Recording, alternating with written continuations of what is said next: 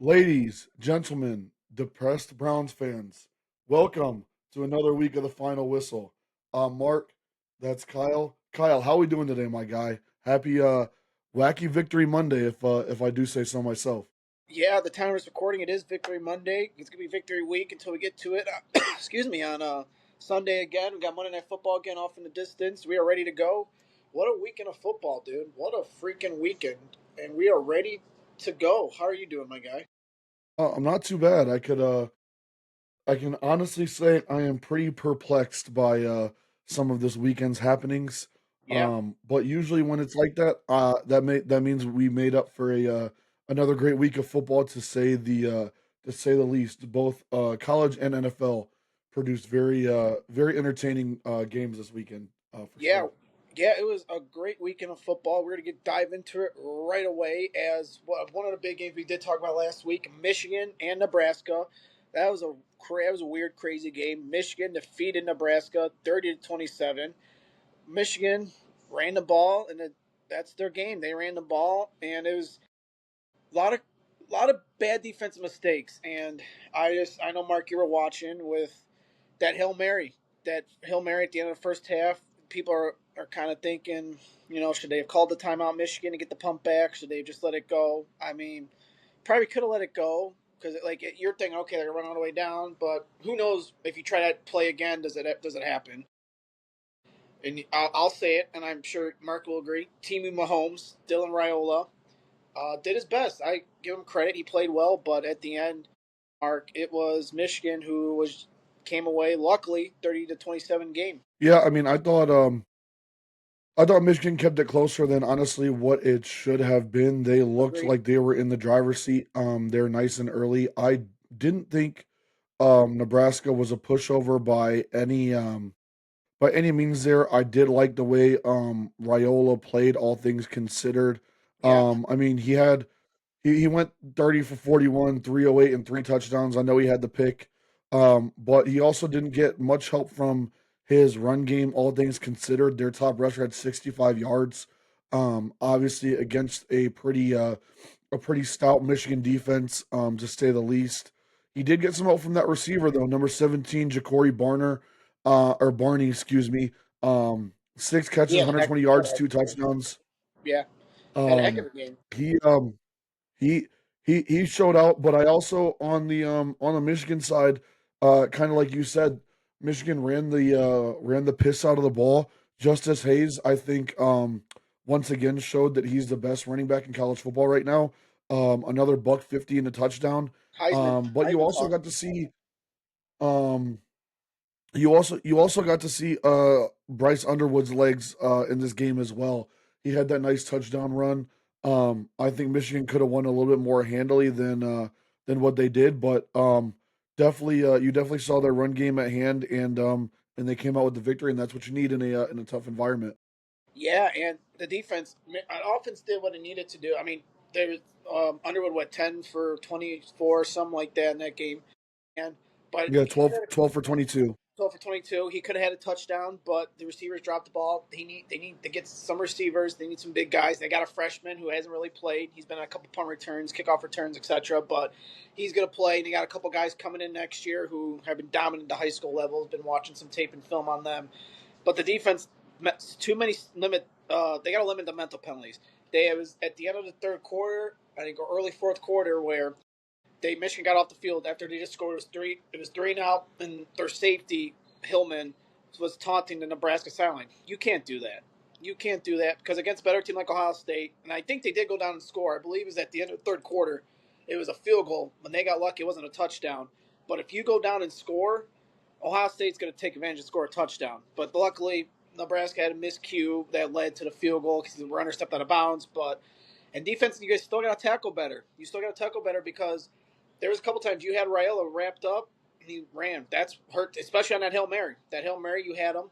And we flipped to the other side, Nebraska. It could have been, you guys, Nebraska could have won that game. They could have, on that first drive, Mark, Rule crapped down his leg. He had the chance to go for it, which it was a smart play. Okay, you have none to lose in a game. But you could have taken the points and we could have maybe been going overtime. Nebraska I don't know. They haven't been a ranked team in 28 games. Hard to believe that. Which will that ever change? We don't know. There's still a couple favorable games on our schedule for the Mark, but that's kind of concerning. If you can't beat a Michigan team who has a freshman quarterback at home, and you're supposed to have the better team. I don't know. I don't know if you ever will beat an AP top 25 team. Yeah, not to mention, I believe there was a stat similar to that as well that Nebraska hasn't won a Big Ten opener in just as many seasons as well. I think it's been roughly 20 years or so. So I mean that's concerning. I did think Matt Rule was going to be a better coach. Obviously they have Raiola, who was a flip from Ohio State at one point in time. He was at one point the number one quarterback in his class. That's obviously their big time recruit, and I think he did show that he does have the stuff to be a really good college quarterback, but he's Yeah, just not really getting help from Nebraska there. I think they played as good of a game as you would expect them to play at home. They did have their opportunities to win, and they didn't come out as I think they would have liked to against the Michigan team, where you really have to get out ahead of them yeah. otherwise, they're just going to run the ball down your throat and take that clock away from you. And what are we doing here? Darren Raiola, during the why are we what are we doing here? You want to be Mahomes so bad, bro? You can't even win a game. You can't win a game you had to have. Like, come on, man. You and there was a report during the game. They were like, he doesn't want to know, like, stop calling him Mahomes and all that. But you literally dress like him, you act like him, you try to play like him. Just stop, dude. Play your game. You don't see Bryce Underwood trying to mock anybody. Look, he went with all that confidence, learning from the Oklahoma Nebraska game, led the team. He had a running touchdown, and that was pretty much a difference maker. If it wasn't for the defense, you guys could have got blown out by maybe 2 scores or more. I mean, yeah, I definitely agree. For him to say that he doesn't want anybody to call him Baby Mahomes, et cetera, at at the same point in time, when you do literally every one of his mannerisms, it's pretty hard to not say some shit like that. Yeah, so Michigan gets to win. They're on a bye this week, so we will not be discussing them at all till next week when they get Wisconsin. So they get the well-deserved bye. Let's talk. Let's go to another game that is very surprising. I know to me, Mark, and probably a lot of others. Indiana beat the hell out of Illinois, 63-10, and I, I, I don't know how Illinois. You play a good, okay Duke team that's still a challenge compared to Indiana, who played nobody, and then you get the doors blown off. Mark, I don't get it. I don't understand, but that's football for you. Yeah, I was pretty perplexed myself. I actually even went as far as putting money on Illinois, as I truly thought that this was their year. But when it comes down to it, Signetti showed again that he brings his teams ready to play. And I mean, we talked about it last week. They had a point to prove. They had a point to prove that they weren't a 1 year wonder, and they definitely did that with flying colors. Their quarterback looked really good. He looked really poised. Their running game was insane. I mean, they were busting runs all over the field, left, right, and center. Their defense played a good game, and I mean, they gave Altmaier, the quarterback from Illinois, honestly, they had him in hell. They Yeah, had him in hell. He had nowhere to go. He had pressure in his face all day long. There were multiple special teams plays by Indiana as well. Um, so I mean, they dominated all facets of the game, and Signetti had his boys ready to play. yeah, he had him ready to play. And as from somebody that don't watch football, this coach last year came from James Madison a couple years ago, and he had that swag to him in his opening press conference when he got hired in Indiana. What is the thing he said? And most people know what he said. Google me, I win. He did a pretty good job last year. Ran to a ball saw in Notre Dame in the college football playoff in the tournament, and obviously eliminated them. But now they're 4-0, and the race is on. But they got some challenges though. They got Iowa this week at Iowa. That's be interesting. I believe they do got Oregon. I believe it's at Oregon. So they're Yeah, I they're believe still not so. they're still not out of the woods yet. But Illinois, Illinois, I don't know. I don't know where you go. I mean, you don't even get a get right game because USC comes in this week and USC looks pretty darn good too, especially with their revamp. What Lincoln Riley is doing out west. A lot of looking in the mirrors this week because you got USC. You get a break, and then you get Ohio State coming to your house. So this is what happens when you get in a conference playing the Big Ten. There's no sleep, and if you they was all about this magical team, magical run. Could they beat Indiana? I mean, we thought this would be the magical run. Now you're probably facing three straight losses in a row, maybe. But luckily, you get USC and Ohio State at your place, so it's a little easier to kind of maybe steal one, maybe both. We don't know. College football's funny. I don't know. Well, he looked razzled, but he looked, he didn't. I just look at us saying, as soon as Illinois or Indiana scored their first touchdown, I was like, maybe we're in trouble. And even there was pictures of Bielema looking. I don't know. I don't know if you're Illinois where you go from here. Yeah, I completely agree. It was almost like they were just not ready for the moment, so to speak. I think they fell into the hype a little bit, but as we talked, Kyle, during that game, as they were getting the doors blown off of them, don't count them out just yet. I mean, Yeah, they have the weapons, it they makes it more have the interesting. veteran quarterback. Mm-hmm. And I mean, yeah, now they have not only nothing left to lose by way of throwing everything but the kitchen sink at every team they're going to play. They also know they're not out of it either. If they get a couple of big Big Ten wins, because the Big Ten is so strong, they're right back in it. They're just like Indiana last year. They have that opportunity, and they're going to be rooting for Indiana to win some big games. So, I mean, at the end of the day, Illinois is that much more dangerous now Well, because they want to now prove you a want them to point. lose because you can't tie with them in a conference for standing wise because you'll have the head to head. So you want Indiana to start losing. Maybe it happens this week with Iowa, but yeah. So, but continue. Go ahead. Just want to throw that in there. Um, no, I was just saying that at the end of the day, Illinois becomes that much more dangerous after such an embarrassing loss where they were, I mean, they were in the headlines and they were the Cinderella team of the Big Ten this year. It makes them that much more dangerous when you get embarrassed on national TV like that because now they come out swinging and they come out with points to prove the next couple weeks against big name brand teams like USC, like Ohio State. So you can't really count them out, and honestly, you should be more worried now than ever when it comes to them until proven otherwise. Yeah, because like you said, Ohio State comes in. Everyone's gonna be picking Ohio State to win and maybe even blow them out. But this is where dangerous Illinois comes in. None to play, none to lose. Go out there, go for it on fourth downs, fake punt, do whatever you got to do to win that game. And in Ohio State, doesn't have a favorable schedule the next three games. You're away at Washington this week. We'll talk about that a little bit. And then home to Minnesota, and you go right back on the road. So these are kind of sneaky games for Ohio State, especially what just happened with Ohio. Maybe that was a get with the bye week help, but I guess we'll see what Illinois and Ohio State later in a couple of weeks. We'll get to that.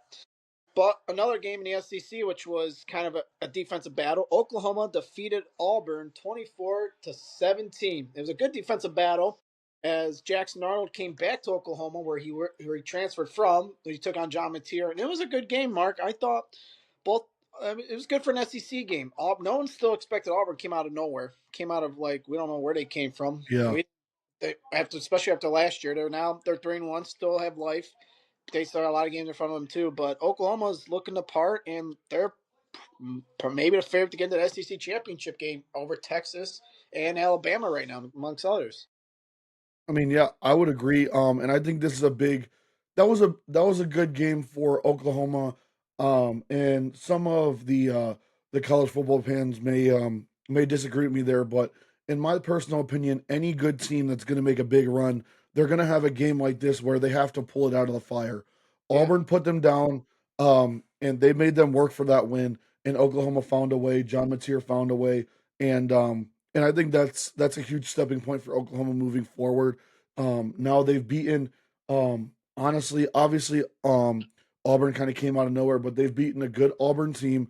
They pulled a win straight out of the fire to do it, and with that, I mean that's a confidence builder. Now you know and you understand that your veteran quarterback and your playmakers can really pull you out of a bad situation and still bring you to a win, and that's going to be big when it comes to bigger SEC play. And I do like them getting the championship game. yeah. As of right now, they're the favorites, and they got the Red River rivalry coming up in a couple of weeks against Texas. That's always you never know what's gonna happen in that game. Whenever in the Big 12, it was always high scoring. Now they kind of adjusted to the SEC. It happens in a couple of weeks, so we cannot wait to. I believe it might be next week. I'm not sure. I think it's this week or the following week, but It's can't wait. either next week or the week after. Yeah, because they try to not match up like Alabama, Tennessee, so it's pretty coming up pretty quick. So that's gonna be a telltale, especially with Arch Manning and John McTeer too. Here's Heisman favorite, I think, right now. And we thought and Nussmeier's still I up would there. agree. We could probably maybe start talking about Justice Haynes from Michigan getting up there a little bit. Still got a lot to prove still with the schedule they got, but no, and Auburn they look the part too, and they got a good team that could sneak in there with a couple losses from other teams, and if they could pull a couple games out, they got a sneaky team. But Oklahoma looks like they've kind of turned the corner after last year, and if they could get into the SEC championship game, right now they're in the CFP. I would say they're a lock unless they dramatically have a turnaround here in the next what are we 5 weeks coming up, so another 12 or another at least 7 weeks. So they'll Yeah, probably be a yeah, give or loss. take. They'll probably be a loss, but you got to think they're locked to at least get an SEC championship game right now versus probably Georgia or LSU, unless and I but I don't know. It's gonna be a good ride, Mark, with Oklahoma here the rest of the way. Yeah, I agree, and I mean, they obviously have that game against Texas. They're gonna have, some fun games coming up on the schedule, and you're really gonna get to see even more of what their makeup is like, and if they're really gonna make a prominent run to this championship. I think right now they're one of the favorites, if not the favorite. And Mateer's, I mean, he's balling, man. He That guy's a gamer, and he's showing every bit of his stuff and why he was the number one transfer QB that everybody was after this offseason. Yeah, he's been balling. He's been balling out, and they got a good. He was a Michigan favorite or Michigan kind of recruit, but or portal guy. But he went to Oklahoma. It was working out good for him, obviously with Bryce coming to Michigan. But so Oklahoma moves on. A couple big games ahead of them before they see December. And if they do see December, they still got Georgia and LSU to contend with ahead of them in the standings as well. But let's talk about the story circulating college football. It is a fascinating story, and I know Mark's gonna agree when I say this. Clemson loses to Syracuse 34-21. And this is probably probably the top fascinating. It's fascinating if you're not a non-Clemson fan because we it was a lot of people's preseason picks. I know we had them going far in our brackets. Now you're 1-3. You got their coach Dabo Sweeney telling that Clemson basically begging him to fire him. Fire him, he'll go play somewhere else. And then you come out and lose to a Syracuse team who barely beat a UConn team, Mark. And I don't know, first time since 2004 that they are 1-3. They were a 16.5 point favorite going into that game. And those Dabo comments are coming back to bite them as we speak after this one. Yeah, I understand why he came out and said what he said. I think he wanted to put it back out there and remind people that I mean he is a very good and very winnable coach. But that was pre NIL era. And you see right now that he doesn't have the horses up front to compete. And I believe we talked about it, Kyle, during some of these games that were happening the other night. Um, NCAA landscape is completely evened with this NIL. Yeah. You don't have your Clemsons, your Bamas. I understand there are some teams at the top, your Ohio States, your Georgias, who are going to reload every year, but there's a lot more teams that are all on this same playing field. And when you get like that, and you're so reluctant to I'm gonna say adopt these new philosophies in college football and adopt the way the game is growing. Yeah. I mean, you see exactly what happens. You're gonna start falling behind. I understand that Dabo is a big name, Clemson is a big name, but if you don't adapt to the way the game is growing and the way the game is going, I mean, you're seeing it in real time a fall of what was once an ACC dynasty where they were a shoe in to be in their conference championship game, in the playoff conversation, in the natty conversation. Now they're And 1-3, and they look terrible. yeah, and they pretty much got to win out, which they probably won. They still got Florida State coming up. They just played Georgia Tech, so they're pretty much eliminated. They're playing to get to a bowl game. And going back to your NIL, Sweeney was not a big fan of NIL, and Clemson not doing a whole lot to get to the NIL because Clemson, you saw the little ride they had when they had Trevor Lawrence and Deshaun Watson a couple years ago, where they were running a table and getting the CFP, the finals every year. And now you're not getting there, and you're 1-3. And this is show if they have start matching NIL. Miami has no problem matching NIL. Donors. They got donors. Michigan's got donors, and Michigan's got one of the richest people in the world on their side. Ohio State's, and you said the Georgias, LSU's. Now you're 1-3, and you're barely gonna. You might not even make a bowl if you keep losing because you got Florida State coming up. I think you got Notre. I'm not sure. No, I don't think you got Notre Dame coming up. Maybe I'm thinking of next year. I'm seeing someone else's schedule, but there's a lot of questions down there. But who do you, if you're Clemson, who do you fire or if you fire, who do you get? Is it a Nick Saban? Is it he's probably staying in the SEC if he does come back? Is it I don't even know who you get. I I don't know who's going to take that job that I was meant for Dabo. I mean, yeah, I agree. I am in the camp, unfortunately, that I think it's time for Dabo to go. I understand he is a good coach, but he's just not adapting to the way college football is, and I think you just need a younger, more hungry guy that's willing to get donors out because Clemson has. I mean, you have a number one overall pick in the NFL who love Clemson. You have Clemson alum that love Clemson. Right. So I mean, to not really pick up on your donors and things like that. Like I understand um Dabo has kind of wished away the NIL, thought thinks is BS, whatever. He can have his opinions, but at the end of the day, NIL is now the king of college football. And if you can't adapt, you got to go. And I think any Yeah. young and hungry and up and coming coach would love that job because Clemson is still a big name school, a big name team. They still have North Carolina coming. They have SMU coming, which is not going to be a pushover game.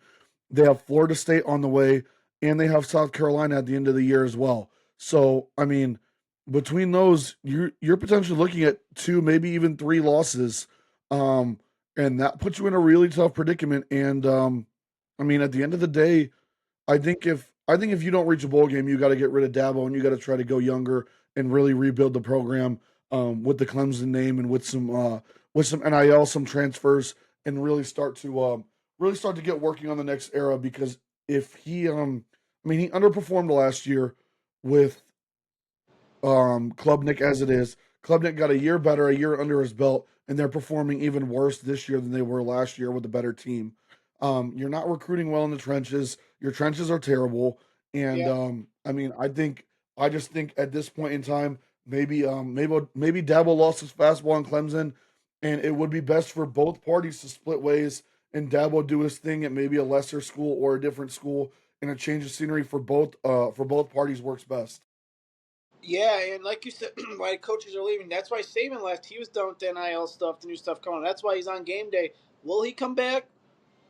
I don't know. I mean, we were all. I mean, we're surprised Belichick came to the NF or the NCAA when all this is going on, and he's 2-2 right now. Might take him a year. We'll see what happens in a couple years. Maybe he gets a decent team. At least makes one run at this thing. But I mean, the NIL stuff, like you said, it's got to change. You got the young, powerful coach in there that's got to come in and has to adapt this team. And if I mean, even Clemson's got to get the money. If they don't have the money, it's not going to work. And you're a team that needs to have that money because you're supposed to be representing the ACC. Now you're 1-3. You're probably not going nowhere. You're not going nowhere. It's going to be between Miami, Florida State, and Georgia Tech, and Miami and Florida State play each other next week, and that's going to be a telltale. The different teams. Look at Florida State; they're not. I wouldn't say they're not doing NIL, but look how revamped them in like a year and just months after going 2-10 or whatever they were. That's just Yeah. amazing. And now I don't know. I think we're like, okay, maybe Clemson comes back. Maybe it's just a down couple years like our teams have, but I don't know. Something's got to get fixed on it. And you're saying to fire you? Come on now. You can't. Come on now. You can't have that. You can't have that happen. Just just a sad state of affairs right now for Clemson football, to say the least. Yeah. So we'll see what happens the rest of the year. It's still gonna be a fascinating story to watch and see if how many more games they do lose or how many they do Yeah, win. no kidding. Go week to week. I'm sure we'll be talking about that as we go on. One more game in the Dabo, if you ever hear this, I'm on L watch for you, buddy. as we're gonna go one more game to wrap up the college slate before we get into previewing the week ahead.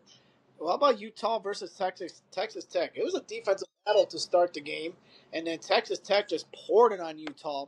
And Utah will have something to say. Will have something to say when they start next week or this coming week against the Fighting Pat McAfees of West Virginia. But what?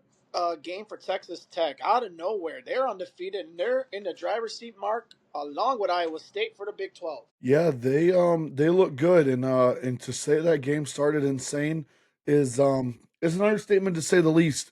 I believe you and I were talking, and they might have messed around and set a record for the most Yeah, turnovers in the game. It was at least looking like that. that was crazy. And then Texas Tech woke up, and when they woke up fierce and firing hard because they poured it on and ran them right out of the stadium. I mean, they've looked good in every game that they've played. Their offense is humming, and I mean, hey, they got Pat Mahomes' money behind them. They got his little symbol on the jerseys. You might want to watch out for Texas Tech. They've always had a good offense. If the defense starts coming along, it might get scary. They can run. They can run a Big 12 that's kind of all over the place, and they're showing it right now. Yeah, I just watched Henry get stuffed. That's great for me. But anyways, but yeah, so it's just what Utah's gonna be okay. They got their coach is great. He's got that strong defense. But Texas Tech coming out of nowhere and they're 4-0 going in. And after that, it was a little bit of a hype game, with everything, and they looked the part. And I was listening to Joel Klatt on the podcast as we're watching this. Oh, Lamar, oh, he fumbled the ball. Good lord. As but what was I? Oh yeah, so Utah is good. Texas Tech, they got a good quarterback. Listen to Joel Klatt on the show. They and the game he put is if you have a quarterback, you're going to Texas Tech. You can throw the ball. That's where Patrick Mahomes came out of, and that's where, and they had two quarterbacks. One got hurt, the other one came in to throw, and he threw the dot. You saw a couple plays. He was just throwing them to wide receivers down the sideline. He made He remember was that dishing. he was that one that the receiver missed, went right back to him. Literally ran the same play, and he caught it the next play. So it's amazing how what Texas Tech is doing. They got a good program down there, and they're going to be. And I can't wait. I don't know. Do they play Iowa State? If they play Iowa State, that's going to be an interesting game. I don't know if Let's they play. let, let's take a look. I believe they might, but don't quote me on that. That air raid offense is something to behold when it's ran right, and Texas Tech has always run it right. They've always had good offenses, so you really got to be careful with them. Yeah, because Texas Tech could. They're much of a thrower, and you're playing in the Big 12. It's going to be a very interesting slate as they're always it's And round robin. they do not play each other this year, so they might I mean, you're thinking about an Iowa State team who might run into an offense they've never seen before. Um, so in that conference championship game, so I mean, it looks right now that they're bound to see each other in the end, and I mean that Texas Tech offense is legit. Yeah, so it's December's when they could play each other, but I'm sure Arizona's gonna have something to say about it. That's a great game. Arizona's got something to say about that, and other teams as well. But that was a good game. I thought it was a good defensive start. Like you said, they almost set a record. It was like literally either interception, fumble, interception, fumble. That was like happened like the last maybe 4 or 5 drives of the first quarter going into the second quarter. But It was Utah, insane. they're still gonna have something to say about it. They'll be there till the end. Don't count out. Don't be surprised. Utah's playing the Big 12 title game when we get to the first Saturday in December. All right, we're gonna move on and pick some college games this week. Got a couple good ones we were looking at. So we're gonna start with the big noon game on Fox. Speaking of Illinois, they are taking on USC, and USC coming off a big win over Michigan State this past week. It was a night game at 11 o'clock at night too. What are we doing here with the Big Ten? But Mark, USC, Illinois, who do you got and why? Um, I'm gonna go with Illinois. I think while they got shell shocked in our game last weekend against Indiana, I think this is a prove it game where I think they can still show that they have the potential that everybody was talking about this year. I still like Altmaier. I still like the team that they have, and I know USC has a really good freshman quarterback right now, but I just think Illinois might has the opportunity to come back, and they're gonna seize that, and they're gonna come back, and they're gonna show why there was so much hype and so much talk about them at the end of the year. And I think they want to come back and get that taste out of their mouth that was so embarrassing and so just so terrible last weekend. So I'm going Illinois in a close one. I'm going the other way. I'm going USC. I just USC looks the part. They got a good couple matchups coming up. They get Illinois, then they get Michigan. I think they have a bye, then they get Michigan. So they're gonna be this could tell their season here in the next two games. But I think after watching them play on Saturday night in their home stadium. I like USC. I think they can move the ball. They got a really good quarterback, which I was watching him play, and they can move. He can run, but like I Yeah, said, that kid's good. Illinois, if they come out ready to play, it's gonna be an interesting game because Lincoln Riley's team do always sometimes they fold under pressure. We've seen it in Oklahoma, and then we've seen it here the last couple years at USC. So it's gonna be very interesting. This game does, but I give me US. I like USC. I think they're gonna go in there. It's gonna be a good game. I think it could come down to touchdown and field goal type of game, but because Lincoln Riley's team cannot pull people out. No matter what type of team he has, he's always in there till the end. So I like USC in that one. We're going to go to LSU and Ole Miss. This is kind of an interesting one as well, as two good head coaches going head to head. Two good programs have been kind of ascending the last couple of years, but I'm taking LSU. I just think Garrett Nussmeier is going to be probably a first round pick, either top 10 or late first round pick. The LSU defense is settling in after the week one against Clemson, even though they still won. LSU is a contender, folks. I know Mark had them going a little farther in his bracket. They're a contender. I like LSU. It should be a good game, but I think the quarterback play overall will help, and I think Nussmeier gets it done for the Tigers. Go Tigers! Yeah, I agree. The as uneducated as we have sounded throughout this college football season, the one educated thing I did say is that look out for LSU. They're going to be up there, and they're gonna shock a lot of people. I'm going with LSU. I love the way Nussmeier plays. I love their offense. Their defense is coming together, and Brian Kelly seems to be having his shot right now at some glory and to follow Coach O and get another natty to him. I think this is their chance. This is their year. This is why they brought all these guys back. I'm going LSU. I do like Ole Miss as a program.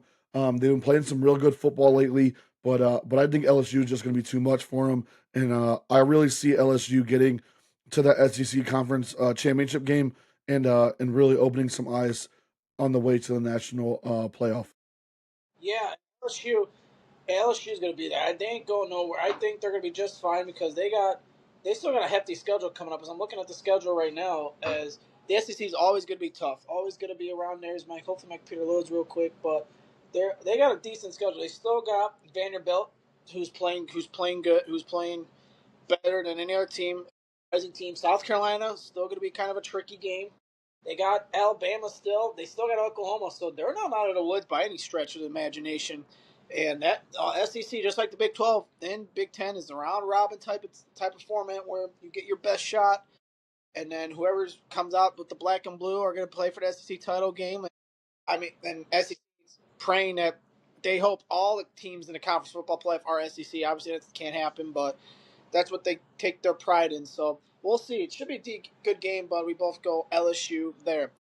Next game we're gonna go to is a good one. Arizona Iowa State, which probably is gonna be put this game in the driver's seat along with Texas Tech for the Big 12 championship game. I think right now, Mark, who are you going with and why? I am going to go with Iowa State. I love the way that they're playing football right now. They're getting better and better each week. I really truly see them in this Big 12 title game. I honestly probably see them running the table. All things considered, they're good on both sides of the ball. I think Arizona is there. They're a bit of a surprise team at the moment. I think Iowa State humbles them a little bit, knocks them down a notch, and they keep on pushing forward. They're playing some great football right now, and I don't see them losing this game. Yeah, Arizona's been coming out as just like Auburn, but kind of coming out of the woodwork here and kind of surprising some people, including us. We didn't even bat an eye at them when we began this podcast, making our predictions, but Not even close. no, and I like Iowa State and the quarterback, the coach. I think they'll continue to run. Should be a good game. These are all good games. We're starting to get into that territory where like any game could go any way, and these are games that are an example. Just wait till we get down the road. We got a couple games coming up. That's in a couple weeks. They'll go your way. So this is what conference play is about, everyone. If you're not a football fan, these are the games we get through. We paid a price in the summer with no football for, and we get these type of games that you can just sit on your couch or hang out with a friend and just turn these games on, and it's something definitely to watch. So I got Iowa State in this one. I think they're going to run away. They won't run. I think they'll run away a little bit towards the end of the fourth quarter. Yeah, I Now to the agree. big one. Now the two big ones that are kind of headlining the Saturday slate. We're to start with the Oregon Ducks. We love the Duck. We all love the Duck. So does Pat McAfee. Duck's great. The Penn State Nittany Lions, Happy Valley. It's the whiteout game of 2025. Mark, I'm taking the Nittany Lions. I was thinking about Oregon, but I don't know. Dante Moore going in there still kind of hasn't seen a place like that. I think Penn State. This is a good test for both. Even though Oregon has a conference game under our belt, it was Northwestern. Granted, no defense of Northwestern. Penn State's going to get challenged too, but I think the quarterback play, at least in this game, is going to come in, and I like Penn State in this one. I've been going back and forth on this all week. I know Penn State, especially in a whiteout game, is one of the hardest places to play. However, I am going to go with the Oregon Ducks, and I go with them Oh boy. for one reason and one reason alone. Big Game James is coaching this game. He is terrible in big games. I will also say, Oh boy. even though I love him, he's a hometown kid. For those of you guys that don't know, Penn State's starting quarterback Drew Aller is from Kyle and I's area. He went to high school about 20 minutes away from us in Medina, Ohio. I like him. I'm rooting for him as a hometown kid, but he doesn't play very well in big games either. Their head coach, their offensive coordinator, play caller, and their quarterback all pucker up in these big games. I know it's a whiteout, but I'm going with Oregon. I've liked what I've seen from Dante Moore. They're putting up points. And I love Dan Lanning as a coach. That guy is a guy that outside of like your Ryan Days, your Nick Sabans, even though I still don't like Ryan Day all that much, Dan Lanning is in that upper echelon of coaches where if he's ever out there and a possibility to come coach your team, you want to throw everything that you can at him because he's an amazing coach.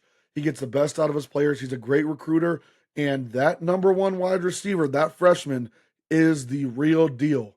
He's been balling out this year. He's giving Dante Moore a huge target. Give me Oregon and give me Big Game James's asshole to pucker in this big game.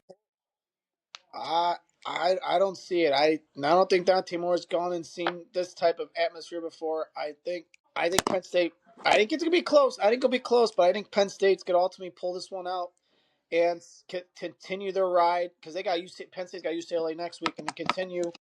I think Penn State pulls this out and continue that upcoming showdown with Ohio State first week in November. And I think they'll be undefeated when they both teams clash. I've got a brand new belt for when that game comes around. Oh boy, that's gonna be some for sure to see, but some to see. All right, we're to go one more. We're to go Bama Georgia. This was a game we didn't think would have all the hype after how Bama started the season. So we're to go with. I'm going to go with Georgia. I think Georgia's going to be too much for Bama at some point. I think they're just going to run away with this. I think Bama might hang around for a little bit going into the second half, but I think Georgia is going to overcome with their quarterback and the defensive line and their quickness. I think Georgia wins this one I'm maybe convincing fashion, but it's the SEC and college football, so you never know. I'm going Georgia as well. They're already a bit more battle tested than Bama. They just played that great game at Tennessee. I know that Bama has looked good in the past couple of weeks. Um, after after getting a spanking at Florida State, but then again, who have they played? Bama put 73 points on UL Monroe. Right? Big whoop. Yeah, big one. They beat Wisconsin. Wisconsin looks god awful this year. Luke Yeah, Fickle might even get fired before the end of the year. So that 2-1 isn't very strong to me. I get the feeling, I know Georgia Bama is always a big game. I know it's always a close game. I honestly get the feeling that Georgia could come out and blow the doors off this Bama team and really give them belt to ass.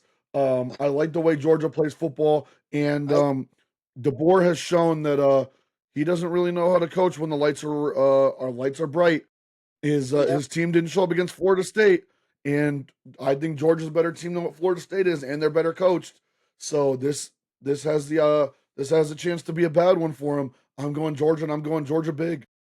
And it's another road game for Alabama as against Florida State was a road game, so I think this is much tougher a tougher Georgia team, and I think Georgia wins. We didn't touch on Michigan, like I said, because they're on a bye. But we're to touch really quick. We both think Ohio State will beat Washington. It should. I think it could be a decent, kind of dicey first half, like it was for Ohio. Mark, give me a quick kind of preview on that. When watching Washington say that 5 times fast last week, they look pretty fast. Their quarterback's a dual threat, and I don't know. It could be out west, different time zone, coming off a bye. It could be tricky to at least begin. Yeah, I agree. I think the first half is going to be slow. If I am Ohio State, what I'm going to come out and do is two words: Bo knows. Hand the ball to Bo Jackson. That kid is electric. He's looked great all season so far. He's coming off back to back 100 plus yard games with the touchdown in each. Um, give Sand some breathing room. Hand the ball off to Bo. Hand it to CJ. Let them work, and then start getting the ball to Smitty and get him on out of here. I like Matty P's defense.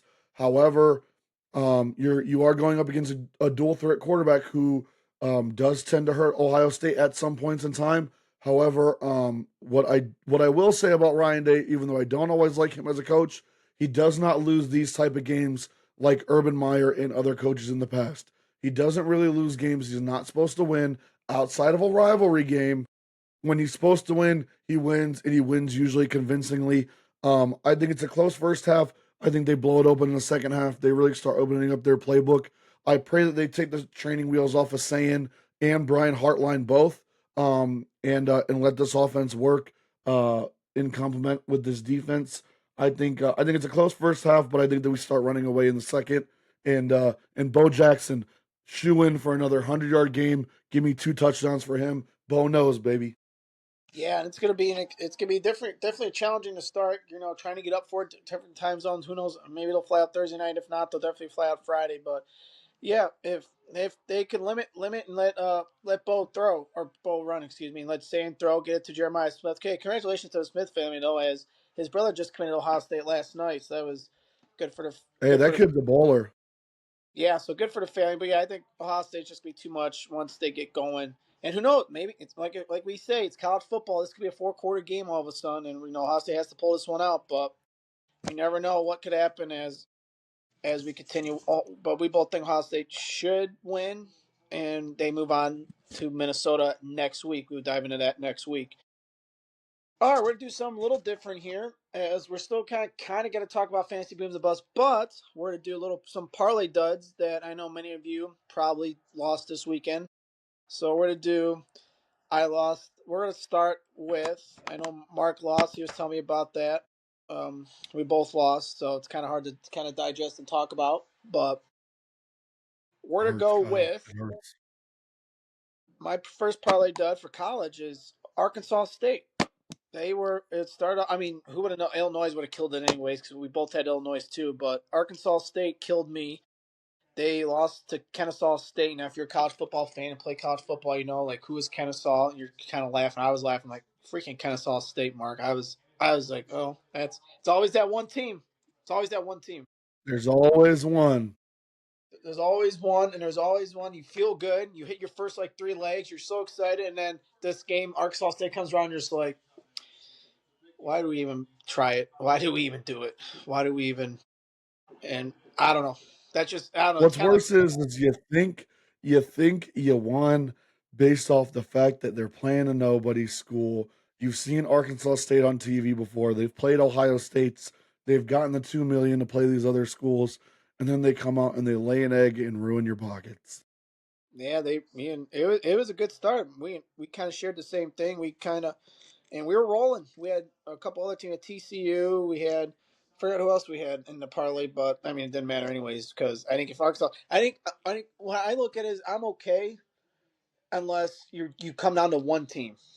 Then that's when it kind of stings a little more. Yeah, But once Illinois lost, you're like, okay, I feel a little better. It's two instead of one, and you're sitting there with the one. And just like UFC, the one time I'll never forget. I think and you were there, Mark. I think you were at our buddy Sean's house. Yeah, no, we're at your house. I don't know, we're at someone's house, but I had Bilal Muhammad. He was the last guy I needed on that parlay to hit to win. Yeah, so that's yeah. It's that's something. always there's always one. There's always one. There's always one. So was another one was for NFL Bengals. Then Jamar Chase and Higgins. I tried. If you don't know, I'm sure you guys know. There's like the anytime either or, where you get one guy to score or another guy to score. And I tried. I didn't know there was an option. And my friend, another friend we know, sent it to me, and we tried it. And yeah, the Bengals got blown out too, and they got their butt beat. So yeah, so Chase Higgins didn't do anything. It kind of goes with fantasy. Higgins didn't do anything. It was a weird day in the NFL. We're getting ready to dive into that. It was just a weird day for parlays and I don't know, Mark. It was Everything. everything. It was like weird, but really quick So it before we was very weird. I so was I was in the same camp with you on the Arkansas State thing. I'm also going to put Illinois in that dud category, as well as if anybody picked um our prior Big Ten, if you call it powerhouse Wisconsin to beat Maryland. I thought about taking Wisconsin a couple different times. Um, and Maryland just came out and literally destroyed them. So those of you that did bet Wisconsin, I feel bad for you. That's a game that they normally win. Back in the day, you're kind of betting on Wisconsin in the namesake more than anything. And I'm putting them as a dud this week based off the fact that you're really not supposed to lose to Maryland all like that. And they sat well, there and got yeah, pretty destroyed. good. I don't understand how they were plus 10.5. That just made zero sense. I don't Yeah, it was very weird. It was very very weird. weird. What other there was another game I didn't what other game was it that we were like, why are they such an underdog? Oh, it was Illinois. Illinois. But I think we kind of know. But at the same time, we Yeah, kind they sure showed us why they were the underdog. of more than 6.5. But those are parlay duds. Next week we'll bring back fantasy booms and busts, or maybe a new topic. You never know. But that's kind of our parlay duds that kind of killed our mood for the weekend. But we still love football, and we'll probably do it again this week as Try we again next week. try again next week. But hey, real quick, we gotta give a birthday shout out, a belated birthday shout out to a good friend of the show, Kira. And Kira, uh, boyfriend Brandon and Sage, great people, great dog, as they own a house. But Kira is a lifelong friend of mine. I grew up with her. Our moms are best friends, and she's an amazing person. She's always been there for me whenever I needed her, or vice versa. So, and she got, like I said, good, great boyfriend in Brandon. So, Kira, much love you. Hope you had a great birthday weekend. I know you were out of town celebrating it, but hope you enjoyed it. Hope it was a fun, and I cannot wait to celebrate with you very soon. Much love, friend, and we'll talk very soon. So we will move on to a wild NFL Sunday, as I'm sure most of you have seen, and we're going to talk with, you guessed it, we're going to Browns Packers rose from the dead to beat the Packers 13-10, and I don't even know where to start because this game's all over the place. Like 5 minutes left in the fourth quarter, we could go from the coaching decisions by Stefanski. Defense is outstanding. QB situation still needs decided. The block kick kind of almost turned everything around. Kicker redeems himself. Hawkins look good. There's many storylines from this game. I don't even know where to start, Mark. So I will leave it with you to decide where you want to start. I am going to start by saying I have no idea how we even won this game. I don't know either. Secondly, Andre Smith, Huh. kudos to you. You redeemed yourself. You ruined week one. You came back. You were probably about to get cut if you missed this kick, but you hit a 55-yarder right down the middle. I was sitting there watching. My Beyonce was sitting there watching, and we both said, Andre shit is about to shit this kick. And what happens? Bam, right down the middle. Also, I know there was some depth chart discussions about Judkins, how he jumped all the way from 3 to 1 in essentially a week. I think he showed exactly that. He looked great yesterday, yesterday. Today's Monday, as we're recording this. But he looked great. The run, he was running fine. Looks like now that he's got a week under his belt, he's up and moving. The defense, um, Outstanding. honestly, folks, enjoy it while it lasts because Kyle, you and I talked about this during the game. Jim Schwartz probably getting a head coaching job next year. Or even just another He probably guy. should have gotten one this past season. He's definitely going to get one this year. The defense is carrying this team. Miles Garrett, that interior D line, they look great. Also, the rookie Carson Swessinger is a diamond in the rough. When we drafted him, I said, "What the hell are we doing?" I was mad. I take it all back. That kid's a stud. He's all over the field. He's a tackling machine. He's constantly in the right place at the right time. Defense looked great. The big thing here is I think it's time to let the kids play. Flacco is like the That's Statue of Liberty back there. yeah. The dude's a cement man. Get But him I out of know here. but do we win that game without him? No. I was talking to my dad earlier today about this. He brought up a good point. Do we win without him? No, especially on that last drive because do they get lined up with Gabriel in there? Or Sanders? Do they make that drive? That's another thing. You want to get rid of this guy, but at, are they ready for that type of pressure? Now you're in it. Now if you're on 3, yes, you can make that discussion. You're still 1-2. You're still hanging around. Detroit is beatable. As the same Packers went and beat them 24, was it 24-6 or something like that in week 1. Yeah, So something like that. They beat the brakes off him. Lions are still beat. You contain that offense with your defense. And you let the offense just continue to try to develop, I guess, with Flacco for as long as you can because the schedule lines up. You got Minnesota in London, even though it's overseas. Minnesota's still, is still kind of figuring out who they are. You get Pittsburgh, who still doesn't really have they have an identity in offense, but you still Aaron Rodgers back there. So you could go on a run here and still be in this playoff hunt for a good portion of the season, and won't know how. But I guess we take it game by game. If you go 2-2, it's on. All things are on. You fall to 1-3, then you could start questioning how much longer you keep Flacco. But 2-2, it's on. Game on. It's season's on. You can't you leave Flacco in there. Then you can't. And as you said, the kicker redeemed himself. Schmidt, he redeemed it because if he missed that kick, I'll tell you that was Oh, he's probably dead.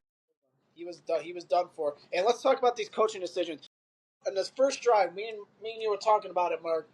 What are you doing on this first drive? You're over midfield. You run the ball. Okay, you're setting up a fourth down because you don't want to pump, and then you punt it. What? Stefanski, what are you doing? He did that multiple times in the game. He was And play calling as if he was going to go for it on fourth down and then played the field position punt game. And what happened? We punted it right through the end zone, anyways.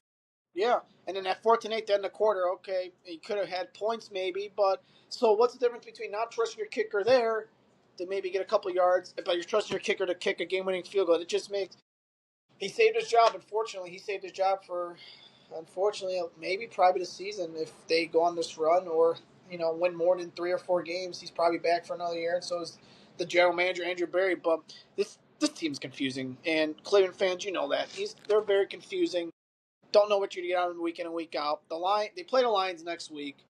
We don't know how they're gonna be. We don't know how these Lions team's gonna look.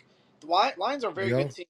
They're still figuring out without their offensive coordinator who left to go take a coaching job with the Chicago Bears. But credit to the Browns D. Block that field goal to keep them in it. Their defense is going to be good. Their key defense is going to keep them in every game. It's just a matter of the offense can move the ball. And I still think Stefanski should give up play calling, Mark, for good He and just let We've been the talking about this for weeks. he still don't give it up. I don't get what's his obsession with it, but at some point you got to give it up. Yeah. I want him to give up head coach or not head coaching, play calling, excuse me. His offense isn't I mean, I understand he was a good OC in Minnesota, but at this point in time, like just be a head coach. Yeah, Give offensive play calling to your offensive play callers. You pay them for a reason.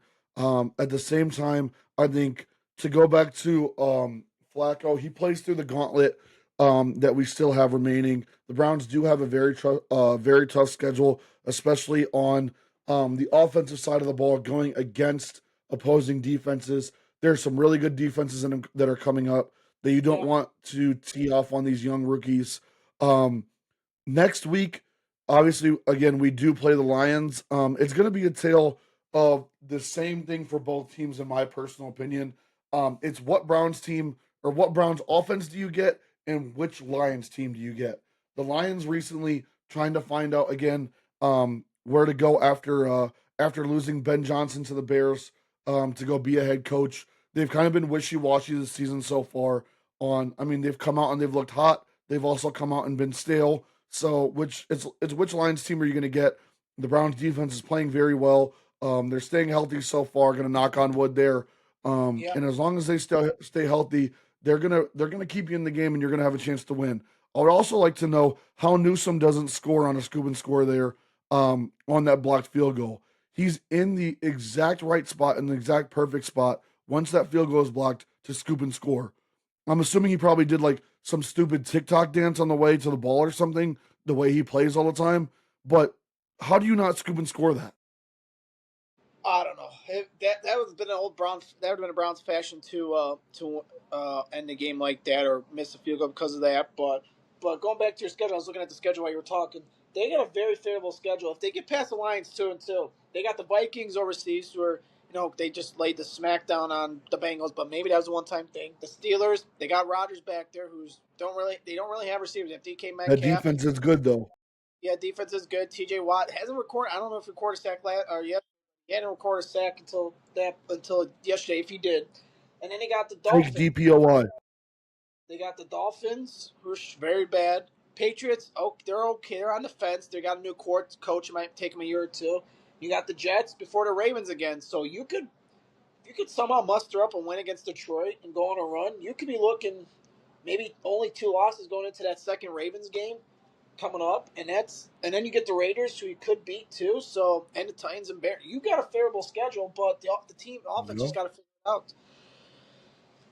You got to figure Yeah. it out. I mean, there there's always a chance. There's always a chance it's all going to be on Flacco and Stefanski to figure out this offense because it's pretty putrid right now. So we'll see. They get the Lions, as we mentioned multiple times this week coming up. So it'll be an interesting game. Lions are playing on Monday Night Football right now against the Ravens. It was a week of the block kicks. We're gonna go to Bucks and Jets. Well, what a game! Baker Mayfield does it again. Another third game-winning drive in a row. Jets blocked a field goal and actually took the lead, and then Baker said, "No, that's fine. I don't care. I'll just go down the field and we'll kick another field goal." Baker still being Baker. Evans is out without Evans. Still no Godwin but Godwin be coming back. But I think it's more so. I want not about the Bucks. I want a little bit about the Jets. The Jets have been playing pretty good since this new Aaron Glenn or coach came in from the Detroit Lions, and they lost the 2 out of 3 games they lost on a field goal mark. But you gotta give credit to the Jets for playing the way they are. And obviously the Bucks, they're 3-0 with a big game coming this week. Yeah, I mean the Jets have looked good. Another Tyrod Taylor special when he comes in as a backup quarterback in a game where his starter can't play. He's good for a couple of those really magical games where he plays insanely out of his ass and starts to figure it out. The Jets have looked good. I do like Aaron Glenn as a coach. I like his coaching style. I like his hard nosed style. Yeah. And I like the direction the Jets are going. If Fields can come back and play well again, just like he was before the injury, they still have a shot. As for the Bucks, they just know how to win.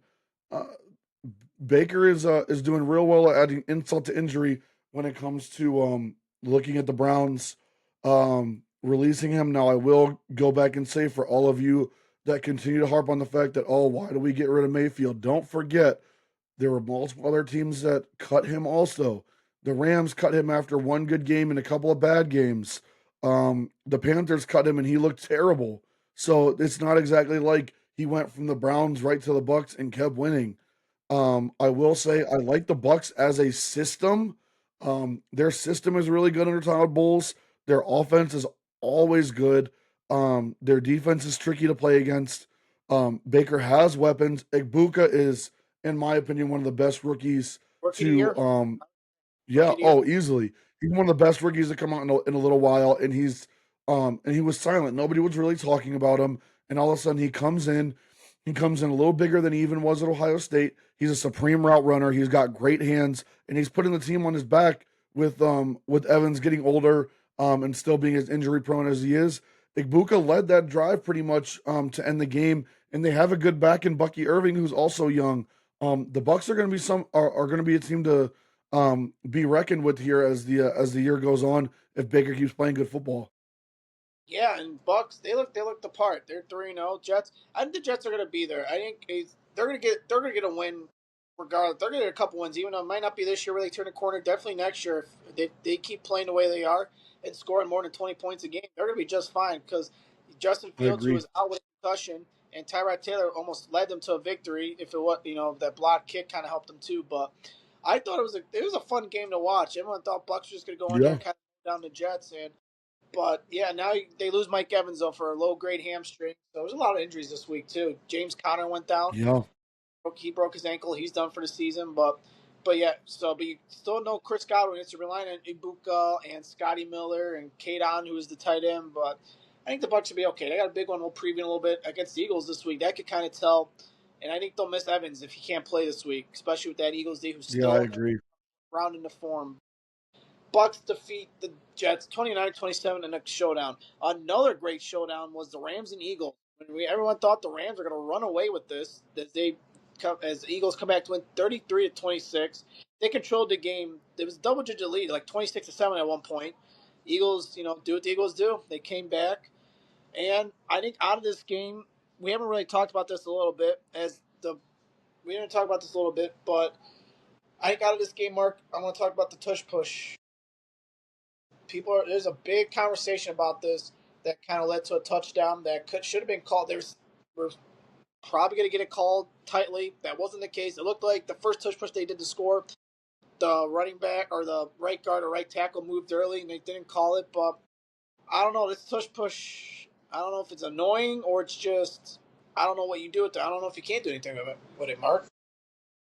Yeah, I don't like. I mean, I think they're doing the best that they can. I don't think they're going to end up ruling it an illegal play just because of the fact that I mean, it's like what I don't know. It's a tough one to call. I mean, you really can only call it as best you can when it comes to false starts and things like that. The Eagles run it to perfection, but there has been teams that have been able to stop it. I do want to touch on the fact though that um, while the Rams looked like they were going to run away with this, uh, Jalen Hurts woke up in the second half, and Yeah. so did that passing offense. I Yeah, think he A.J. only Brown. had like 60 or 70 yards in the first half, maybe less than that. All of a sudden, AJ Brown explodes for 100 yards and a touchdown. And he has 60 yards and a touchdown. Goddard has a long touchdown, and all of a sudden Hurts ends up where he started out and looked like he was inadequate throwing the ball again, and ends up with 226, three touchdowns, and a QBR of 66.1. He went 21 for 32. I mean Barkley didn't he kind of put the team on his back, and that passing offense kind of came alive as Barkley only rushed for 46 yards on almost 20 carries. Hurts on 10 carries, rushed for 40 yards. But that passing offense finally showed what it has, and I mean they started to look like a complete team for once. Yeah, with Barkley not having the greatest game yesterday. AJ Brown woke up. Devontae Smith woke up. Dallas Goddard got a touchdown out of it. Eagles are doing the defending champs what they do. They kind of lull you to sleep and they just come back and attack. And they're 3-0 too, going into a game with the Bucks. The Rams they move the ball. I think they're going to be in there they're going to be in there the contention to the end. They still got a good quarterback in As long as Stafford. Stafford stays healthy.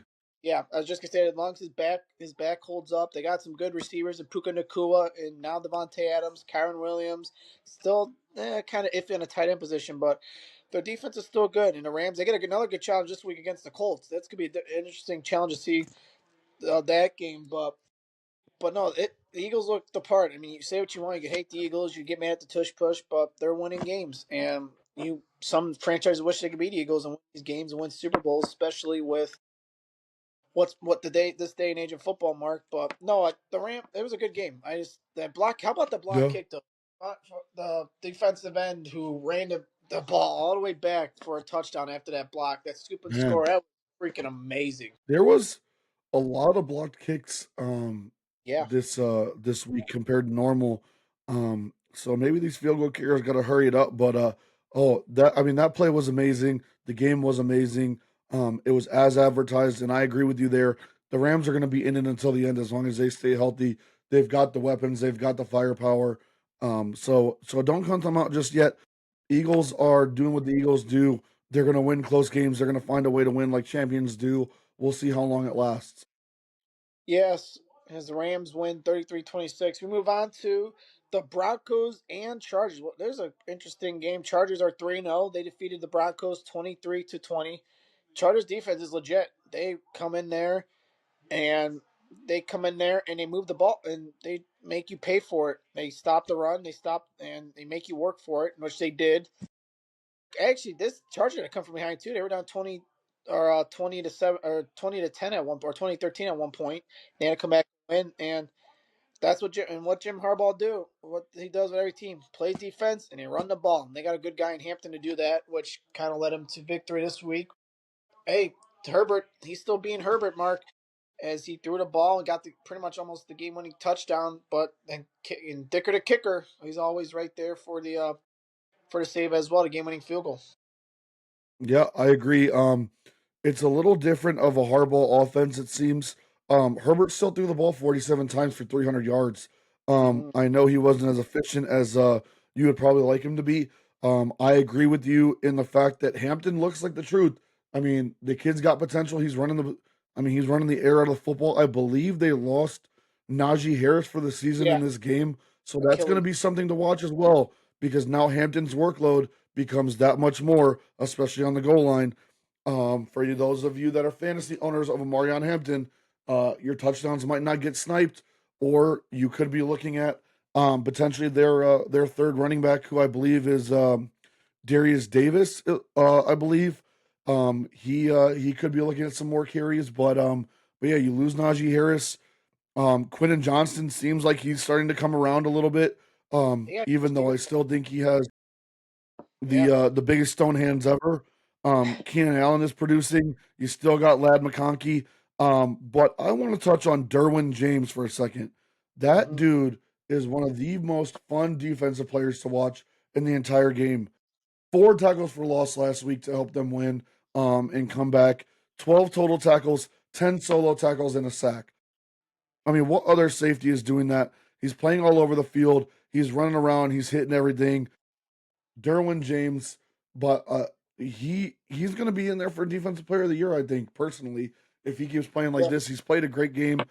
He's leading a Harbaugh defense that is stingy, and he's on a team that they're taking control of that division in a division where you have the Chiefs, the Raiders, who are playing pretty good football as well. The Chargers look like the real deal and a real balanced team all the way around. Offense, defense, running the ball, passing the ball. They look like they got it all. Yeah.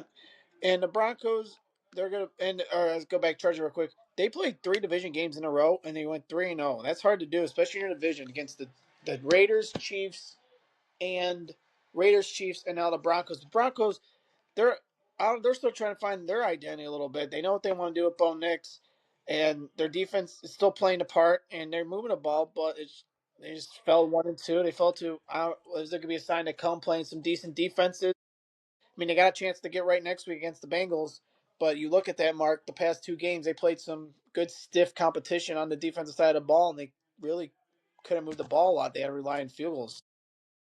Yeah, I mean, Bo Nix has definitely had his woes. Cortland Sutton has been playing good, but I mean, outside of Cortland Sutton, it looks like their weapons are still making their way up for Bo Nix. They've played in 2 close games back to back. They lost to the Colts by a point. They lost to the Chargers by a field goal. I mean, they're by no means out of it. Their defense is always going to play well. Yeah, Their offense just needs to kind of pick it up a little bit, so their defense isn't so much on the hook. I think they'll be okay. They'll still be looking at a wild card, in my personal opinion. But they definitely need the offense to start picking up some of the slack here because their defense can't do it all for them.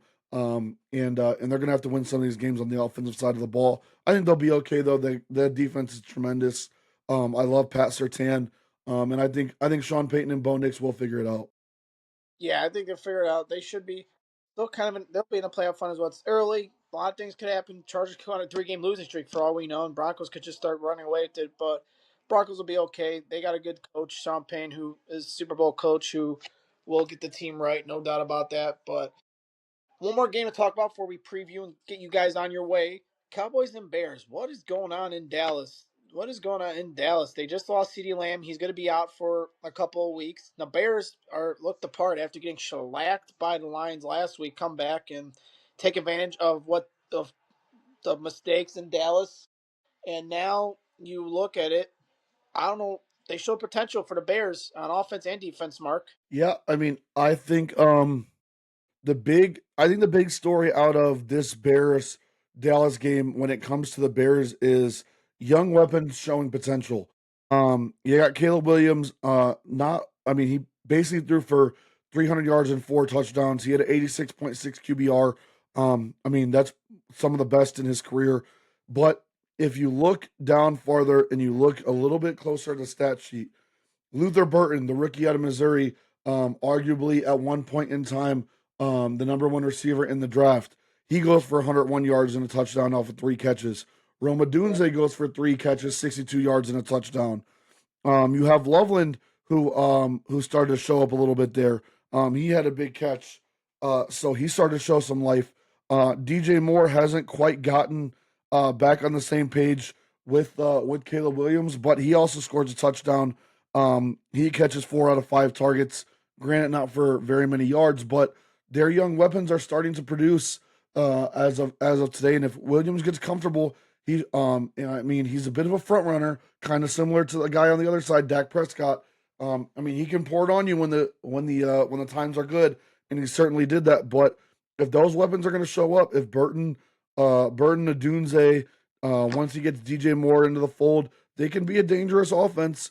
But I am going to touch on the Cowboys. Dak Prescott, again, didn't look very good. You lose CD Lamb, which is obviously big. Pickens had a decent day. Jake Ferguson had a decent day, but Dak Prescott throws 40 passes, gets a whole lot of empty calorie yards, throws 2 picks. I mean, they got some figuring out to do on that offensive side of the ball. Dak is throwing for a whole lot of yards, but he also has an assload of attempts. He's getting those empty calories in bad games, and you shouldn't be getting beat by the Bears like that. The Bears I actually expected to be better at this point in the season. They're not playing horrible, but I expect them to play better. They're kind of wishy washy. The past 2 weeks, they've lost by almost 30 points and then won by 20 points almost. So they're finding their footing. But you see what a Ben Johnson offense can look like when ran well and when the weapons show up. So Bears got a bright future. I'm excited to see how they go the rest of the season. But I mean, the Cowboys and Jerry Jones over there are looking a little rough. Jerry might have a heart attack watching how shitty this team ends up. Yeah, watch my fantasy team how shitty or crappy we are. Is don't know if I'll win this one. Mark Andrews scored a touchdown. It's the last person he scored a touchdown, but that's why I'm official expressions. But anyways, yeah, I agree. As Bears showed really good potential. Ben Johnson, that's why they hired him. Good offensive coach, good offensive minded coach. Their defense is going to come around as well. They came around and forcing the Bear and kind of threw the Cowboys game plan out the window when they lost CeeDee Lamb. Now trying they luckily they still got George Pickens who's really good. Still a bright spot. They got Jake Ferguson. They got Javonte Williams. They got a couple good receivers in Turbin. But yeah, and looking on the Odunze, he's becoming the number one. DJ Moore's kind of been sitting there and not the number one after being the number one the past couple of years. So he's moving on. They still got DeAndre Swift as you mentioned as well, who can run the ball, and Kyle McNunn guy. I loved him at Rutgers. Hopefully he could get going, or maybe finds a team that could get him going, as he's a good backup for now. But is it as one thing I have written down here? I was questioning Mark. Is this the right coach for Dallas? Because they went inside higher, and instead of going outside, which we thought Jerry would do because he's got all that money, he went and hired pretty much their offensive coordinator from last year. And a lot of people, Mark, kind of question it. And I think 1 and 2, it's showing. I I don't even know if I want to blame the head coach right now though. Based on the fact that I just don't like the way they've been tooling their roster. Their defense has gotten worse and worse. They traded their best player away. I understand they got draft picks and I understand he wanted out, but you still traded your best player, a cornerstone piece. Especially after arguably your second best defensive player in Diggs is coming off another injury ridden season. He's trying to get his footing. You know what your offense is. More of my question to you, Kyle. let's give the coach a pass based off the fact that you know what it's like after hearing Mike McCarthy on Pat McAfee on all these other platforms and just understanding how Jerry Jones is. Let's give the coach a pass. Is it time to move on from Dak Prescott in Dallas? I thought about this all year last year, and it's becoming more and more prevalent now. Is it time to move on from him in Dallas and maybe get a new face at quarterback? I I think he's playing him well, but who do you take? I mean, that's unless you trade, then you got to go through a rebuild. And then what do you do with CD Lamb? You get rid of CD Lamb, even though you just signed him to a contract. And so as of now, I say no because unless you're willing to trade CD, and players like that have really good potential. I'll take him on the Browns for all we know, for all we care. That's a great player he is, but no, I don't think you do that right now. I think you got to wait because I think this coach ain't gonna be here long. If I agree, you don't want to blame him now. Now you're without CD. Now he'll probably get a pass this year, pending because of no CD and injuries and all that. But next year, how long does Jerry wait? I don't Yeah. know if you waited too long on McCarthy, but I think you still kind of. I can maybe kept him, but because you were literally just running back the same team. Now I could see if you traded Dak, we don't know why this coach is here. Jerry Jones can say what he wants, like why he brought him in, but was he not impressed with any of the guys he had? Was not, or the people that were out there? Mike Vrabel probably would have been a good fit there if he didn't go to Patriots. But I don't know. I don't think you get rid of Dak. I don't think Cowboys are perplexing, man. you can't get rid of Dak. I think if you didn't sign CD or Pickens, I would have said, yeah, let's get rid of him. You got to rebuild. It's time. You guys ain't going nowhere. But now you just signed CD. You got Pickens. You got a good running back, Javante. You got to ride it. I don't think you could wait and do what you're doing without this. But I don't know. It's gonna be interesting. Another story to follow all season. How the Cowboys do. America don't like the Cowboys. They ain't America's team. Everybody loves when the Cowboys lose, especially Stephen A. Smith. Especially Stephen A. Smith. If you're on X or aka Twitter, go look at some of his videos. It's pretty funny when the Cowboys do lose, and the way he dislikes He the lets them have it. it does let them have it. It's very funny after Cowboys loss, and we're gonna get to the Cowboys. That's a big showdown coming up this week as we move on to picks. We weren't gonna pick the Browns and Lions, but I think after the Browns, if they lost, but I think since the Browns won, I think maybe we'll pick them. Even though I think we're probably know where we're going with Mark. Browns Lions week 4. Who do you got? I'm actually gonna go with the Lions based off the fact that they're not playing their best football again tonight. They seem to be very wishy-washy when it comes to playing kind of a crappy game, then they'll come out and they'll really blow the doors off a team. Yeah, The Browns offense is just sputtering. Jerry Judy's nowhere to be found. I'm waiting for Isaiah Bond to and Tillman to start lighting it up. I think Bond is about a game or two away from having a breakout game. You saw how the game planned for him last weekend. But until that happens, I know the Browns defense is good. The Lions have an ass load of weapons and they have a decent defense of their own. I think I think they come out next week after struggling and power struggling with the Ravens and they come in and let the Browns have it. I'm gonna go with the Lions on this one. yeah. I think with the Browns defense, briefs should keep them in the game. You never know. It's NFL, it's football, but I think regardless of what happens in this Monday night game that we are currently watching, as we both have fantasy stakes, so we're kind of trying to not stress and do this show at the same time, but also trying to watch and hope our players do. As I got we got a lot of emotion invested in fantasy football, so we're Oh trying to yeah, always. as we just watch Gibbs run a 1 yard first down. But I like the Lions as well. I think they're going to win unless the Browns defense gonna show up. It's all about the offense, but I think the Lions, especially if they lose, they're gonna be upset and they'll win.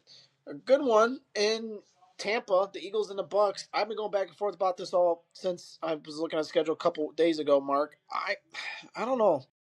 My part of me says I want to go Bucks. I think the Bucks are riding high, but so are the Eagles, and I think the Eagles got the better defense right now. So I'm gonna go Eagles, and they're gonna go 4-0 to start the season. Yeah, I agree. I'm going Eagles here. I think I would have gone Bucks had Mike Evans not had his injury, based off the way Baker Mayfield is playing football, and having two weapons as well as Bucky Irving in the backfield. I think Mhm. the Eagles being able to pass the ball in the second half the way they did, you always have the option of Barkley in the backfield, which he could bust the game open whenever he wants. I'm going to go with the Eagles here, as I think the Bucks are just too injury ridden on the offensive side of the Yeah. ball to compete this week. Yeah, and what we don't know if Evans will play. Godwin's still kind of nursing back from his injury last year. You got to rely on Emmanuel Buka, which is good, but at the same time, at some point, the luck's probably going to run out. Not luck, but steam's going to run out, and we might have to face a loss, especially against the defending Super Bowl champion. So we got definitely an interesting, as the Lions did just score, we think, but it's sent Brown from Jared Goff, but nice little pass there. So I'm going to go Eagles. We're both going Eagles. Another good one that's probably going to be talked about and kind of lost the hype's still there, kind of lost its luster though.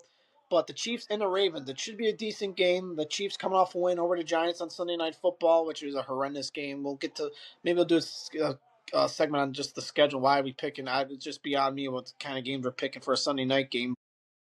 Chiefs and Ravens. Mark, who do you got and why? I'm going with the Ravens. They're a more complete team. The Chiefs still didn't really impress me against the Giants. It was a terrible game. I still didn't think they looked very good. You got Travis Kelsey and Andy Reid getting into it again this year. Kelsey looks like he might just be washed. The Chiefs don't have as many weapons as they did before. Meanwhile, the Ravens, whenever they decide to show up, they show up and show out. They have a good defense. They whenever their offense decides to wake up, that is a Ferrari just waiting to get out of the garage. I'm taking the Ravens, and I think they win big. I just haven't seen what I've wanted to see from the Chiefs, and I think this is their down year this year finally. Yeah, and with the KC and the receivers got like 30 receivers with them. It's every game, and we talk fantasy, and it's like, oh, I like this guy, but then that week this guy gets it, and then you worry about that guy, and then the other guy gets it. So it's just a back and forth thing. I think the Ravens do win. They're a complete team, and then, especially if they hold on and win this game, I think the Ravens defeat the Chiefs, and Chiefs go to 1-3. How about that? But they'll make a run at it. There's no way Chiefs don't make a run at it. At least if they sneak in as a wild card, and then make a run, and somehow get to the Super Bowl, because that's what they do. You can't count them out until they do not get into, especially when you get Hollywood Brown back and their other receivers back. Another game we're interested in. It's a very interesting game. Two good defenses and offenses. Colts and the Rams. Mark, I'm going with the Colts. I think they're gonna go into LA and they're gonna be 4-0. I like the Fighting Pat McAfee's in this one. I just think Rams, they're gonna move the ball. It could be a high scoring game with these defenses, but I think the quarterback is going to be. They got better. I wouldn't say better receivers, but I think their offense is structured better to where I think the Colts will come out 4-0. Yeah, I am actually with you on that. I love the way the Colts are playing football. Their defense flies around. I know the Colts are the underdogs in this one. I think that's strictly based off the fact that the Rams have a lot of big name players.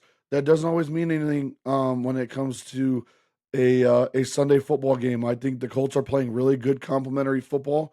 They have Jonathan Taylor who can keep their defense on the sideline for a while. Danny Dimes is I mean he's playing pretty well all things considered. He's not really turning the ball over, which is a big thing for him. He has no interception of the season so far. I know he only has 3 touchdowns, but when he's not turning the ball over, they stay on schedule and they can play behind that defense. You've got you've got Warren, you've got Pittman, you've got Pierce, you got Downs, and we're still waiting for Adonai Mitchell to start getting up to speed on that offense. Their defense, like I said, is playing great football. You still got Jonathan Taylor. Give me the Colts, but I think it's going to be a close game. You can't really count the Rams out, especially if Stafford gets to spinning that ball and Devontae gets hot. But I like the way the Colts are playing complimentary football, and I think they win this one in a close game. Yeah, the Colts are going to win. I think, but the Rams defense will probably hold them to maybe 30, probably 25 points or less. But it should be a good game. Good I offensive. could see this being a race to 30. Yeah, if both defenses are careful, Jonathan Taylor's still good, as you mentioned, and they got a good receiving core, so should be a decent game. And a big one that's going to be talked about all week if you're a sports fan, I'm sure, especially when we get to Wednesday and beyond. The Packers and the Cowboys. Storylines galore in this one. Cowboys no CD Lamb. Cowboys are going to be looking to go even 2-2. But the big storyline is Micah Parsons returning from the Packer or returning with the Packers to the Cowboys. As if you remember, the Cowboys did trade Parsons after they saying they weren't going to trade him this offseason. So I think this. I'm going Packers, Mark. I just think Packers are going to be upset about this game. It's personal for Parsons, and I think Packers are going to get this one done. Yeah, I agree. I think they have the better offense.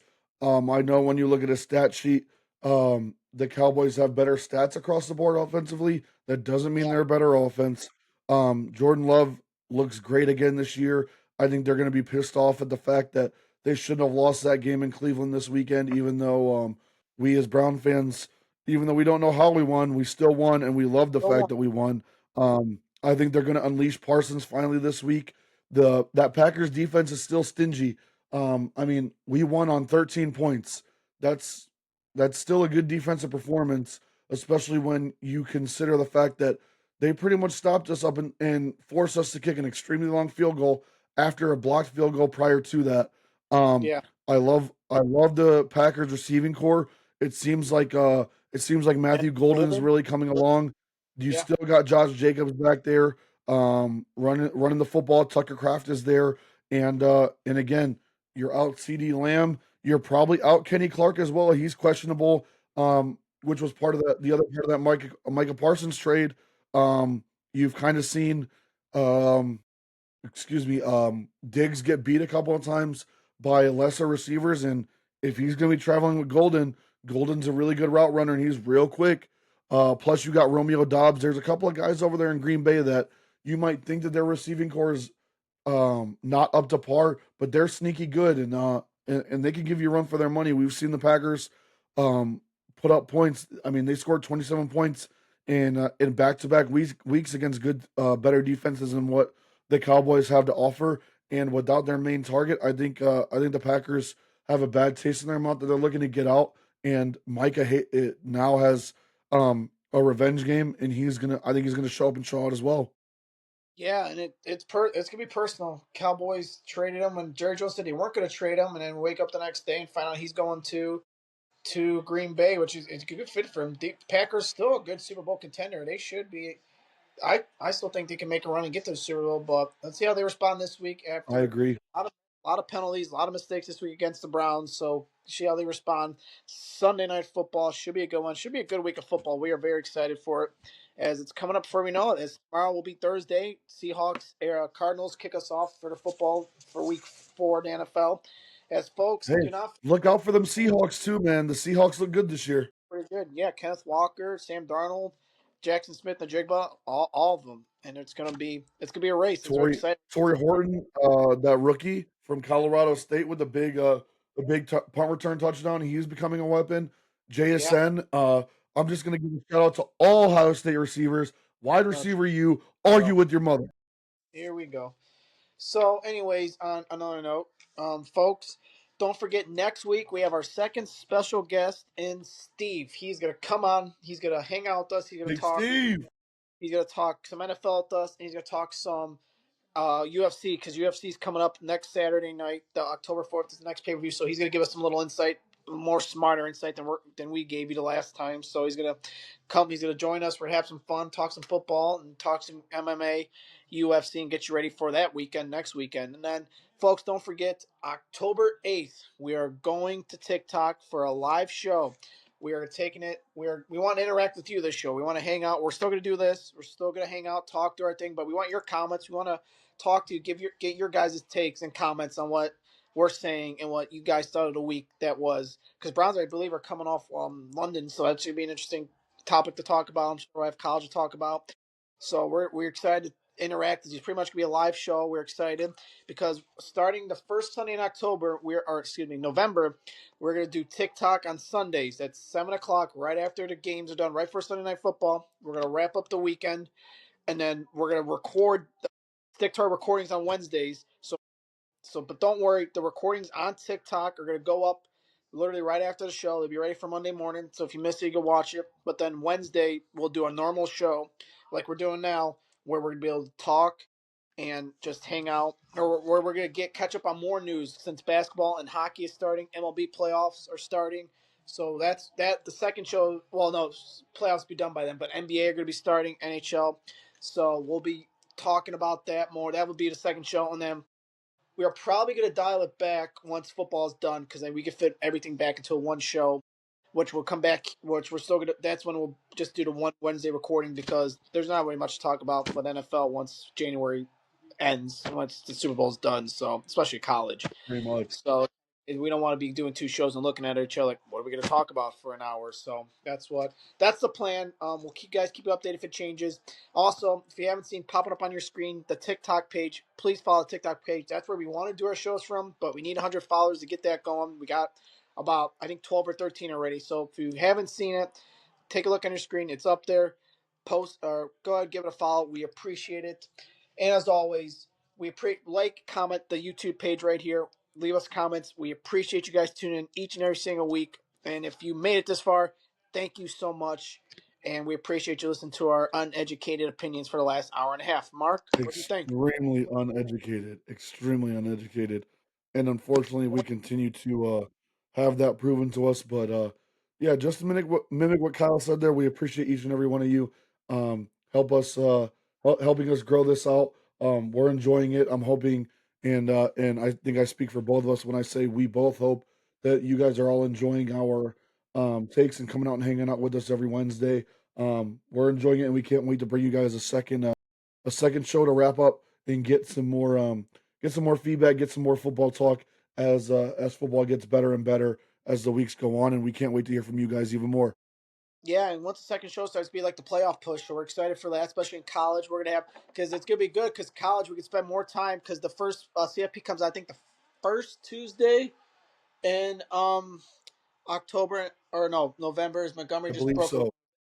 was that a pass or a run? I hope it was a pass. Was it a run? I think it might have been a run. But, anyways, yeah, comes out the first Tuesday in November is the first playoff bracket. So that's what we'll use kind of like the Wednesday shows for to kind of catch up on news, kind of debate who's in, who's out, NBA news, and all that. And then, like I said, we'll dial it back once football is over with to just the one show we're doing here. But don't worry, we're still going to do the recording. That's where we're going to have our guests recorded because we already got a third guest lined up for the last Monday in October if it works out. So we're excited to bring you that. And once we confirm that as well, we'll get you there. A lot to get to. We'll keep reminding you. Yeah, we'll remind you next week. Steve's coming on. Can't wait. I'm out of breath. We got to get out of here because we're stressing about these football games, and you can tell by reactions. We got to get out of here. So I'm Kyle. He is Mark. We will see you next week on the final whistle.